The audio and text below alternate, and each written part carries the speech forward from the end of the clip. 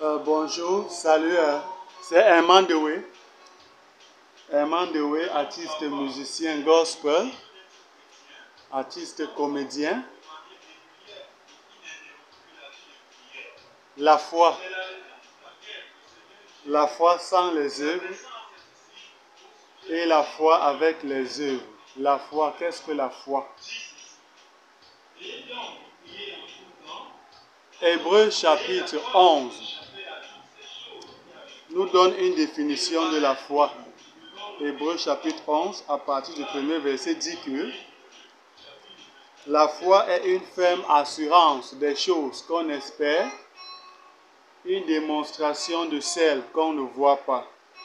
La foi est une ferme assurance. C'est-à-dire, dans la foi, il y a la fermeté, il y a l'espérance à une chose, il y a une démonstration de ce que l'œil ne perçoit pas. Voilà ce qu'on appelle la foi. La foi donc concerne les choses invisibles, les choses spirituelles.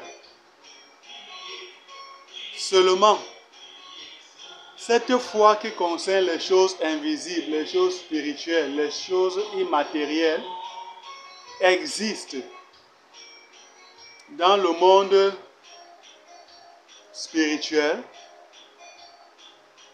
et doit, si réellement elle existe, cette foi-là, ça prend du monde spirituel, du monde invisible, ça prend ce qui existe là-bas pour amener cela, pour apporter cela dans ce monde visible, dans ce monde réel, sur cette terre des vivants que Dieu a créée. Voilà donc ce qu'est la foi. La foi, une ferme assurance des choses qu'on espère et une démonstration de celles qu'on ne voit pas. Si quelqu'un dit qu'il a la foi, selon Jacques chapitre 2, à partir du verset 14, il est dit, c'est Jacques qui parle. Mes frères, que sert-il à quelqu'un de dire qu'il a la foi s'il n'a pas les œuvres? La foi peut-elle le sauver? Si un frère ou une sœur sont nus et manquent de la nourriture de chaque jour, et que l'un d'entre vous leur dise, allez en paix, chauffez-vous et vous rassasiez, et que vous ne leur donniez pas ce qui est nécessaire au corps, à quoi cela sert-il? Il en est ainsi de la foi. Si elle n'a pas les œuvres, elle est morte en elle-même. Mais quelqu'un dira, toi tu as la foi et moi j'ai les œuvres.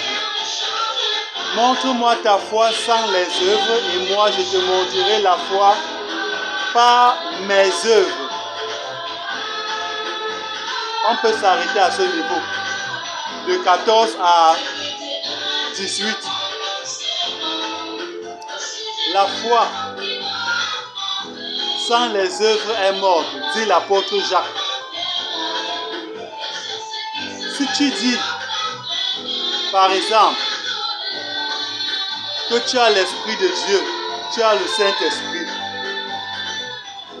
Voilà ce que je suis en train de dire. Si tu dis que tu as le Saint-Esprit, selon Romains 8, selon plutôt Galates 5, 22, il faut qu'on voit les fruits du Saint-Esprit dans ta vie. Si quelqu'un dit qu'il a l'Esprit de Dieu, le Saint-Esprit, selon Galates 5, 22, il faut qu'on voie les fruits du Saint-Esprit dans sa vie. C'est-à-dire, il faut qu'on voie l'amour, la joie, la paix, la patience, la bonté, la bénignité, la fidélité, la douceur et la tempérance. Voilà, quand tu dis que tu as le Saint-Esprit, l'Esprit de Dieu, il faut qu'on voie les fruits du Saint-Esprit dans ta vie. C'est-à-dire qu'il faut qu'on voie l'amour, la joie. Il ne s'agit pas de la joie parce que tu as réussi à ton examen. Il ne s'agit pas de la joie parce que tu as mangé. Il ne s'agit pas de la joie parce que tu as eu ton visa. Il ne s'agit pas de la joie émanant d'une raison terrestre, d'une raison humaine. Non. La Bible dit de Jésus, en ce qui concerne Lazare, que Jésus tressaillit de joie. Jésus a tressailli de joie par le Saint-Esprit. Il ne s'agit pas des choses, de la joie émanant des choses visibles, des choses matérielles, des choses humaines. Il s'agit de la joie émanant de Dieu, du Saint-Esprit lui-même. C'est l'Esprit de Dieu lui-même qui déverse cette joie-là dans ton cœur, lui-même, émanant des raisons divines, ayant une origine divine du ciel, Dieu. Nous allons faire une pause.